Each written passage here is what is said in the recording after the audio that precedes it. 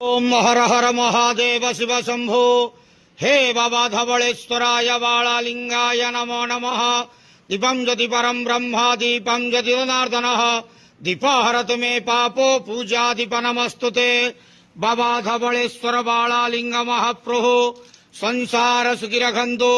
आज श्रावण मासर शुभ शनिवार रे समस्त श्रद्धालु भक्त मान को आश्रीपद करंतु।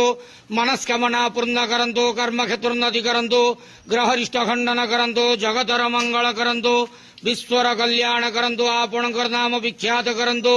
सेवकर डाक श्रवण करंतु। समस्त ग्वावसा भक्त मानकर मनस्कामना पूर्ण करंतु।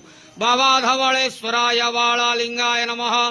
संसार सुखी रखंतु आनंदे गवार। हरि बोलो।